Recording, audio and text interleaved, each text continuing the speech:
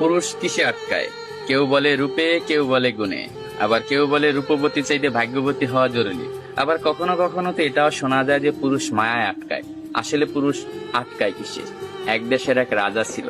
তার এত ধন সম্পত্তি থাকা সত্ত্বেও তার জীবনে মনে হচ্ছে ভালোবাসার অভাব। তাকে একা একা বোধ হচ্ছে। তাই সে আর এক দেশের এক রাজকন্যাকে বিয়ে করে আনলো। বিয়ে করে আনার পরও তার মনে হচ্ছে তার জীবনে ভালোবাসার অভাব। সে আরো একটা বিয়ে করলো, কিন্তু তারপরও তার মনে হচ্ছে জীবনে ভালোবাসার অভাব। ভালোবাসার অভাব মিটাতে যাইয়ে একটা না, দুইটা না, তিনটা না, সে 9টা দেশের রাজকন্যাকে বিয়ে করলো। তার এখন 9টা বউ। তারপরও তার মনে হচ্ছে জীবনে ভালোবাসার অভাব। এট লাস্ট সে তার প্রধান দাসীর প্রেমে পড়ে গেছে।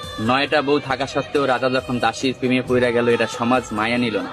তার বউরা তো একেবারেই নিল না। তার বউরা রাজাকে প্রশ্ন করলো, এমন কি জিনিস আমাদের ভিতরে নাই যেটা ওই দাসীর ভিতরে আছে? আপনার যদি বউ দরকার হয়, আপনি অন্য কোনো রাজার মেয়েকে বিয়ে করবেন, আপনি দাসীকে কেন বিয়ে করবেন? তখন রাজা বলল, 9টা বউ থাকা সত্ত্বে আমি রাজা হইয়া দাসীর কেন প্রেমে পড়লাম, এটা শুধু আমি তোমাকে না, পুরো বিশ্বকে দেখাবো।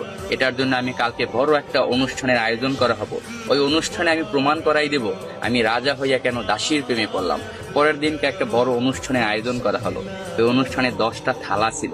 10টা থালা 10 রকমের সম্পদ দিয়ে ভরপুর ছিল। কোনোটায় টাকা, কোনোটায় সোনা, রূপা, হীরা, মুক্তা ইত্যাদি ইত্যাদি দিয়ে 10টা থালা ভরপুর করা হয়েছে। 10টা থালা ভরপুর করার পর রাজা সবাইকে বলল, এই 10টা থালায় 10 রকমের সম্পদ আছে। আমার 9 জন বউ এবং আমি যাকে ভালোবাসি আমার দাসী, এই টোটাল 10 জন, যে যে থালাটা ধরতে পারবে সেই থালার সম্পদ তার।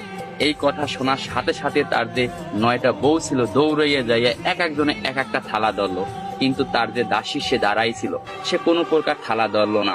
তখন রাজা প্রশ্ন করলো তার দাসীকে, কি হলো, তুমি সম্পদ কেন ধরলা না? আমি তো বইলাই দিছিলাম যে যে যে থালা ধরতে পারবে সেই থালার সম্পদ তার। তখন দাসী বলল, কে বললো আমি ধরি নাই? আমি তো আমার সম্পদ ধইরেই দাঁড়াই রয়েছি। রাজামশাই, আপনি ভালো করে তাকাই দেখেন, আপনার জামা আমার হাতে ধরা। আমি আপনার জামা দইরা বইছি। আমার কোনো ধন সম্পদ চাই না, আমি আপনাকে চাই।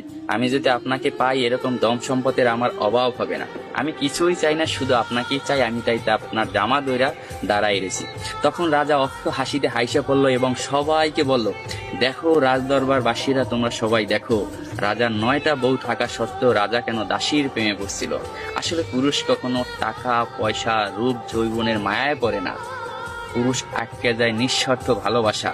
পুরুষ তাই নিঃস্বার্থ ভালোবাসা। পুরুষকে যে নিঃস্বার্থ ভালোবাসবে, পুরুষ তারই হবে, শুধুই তার।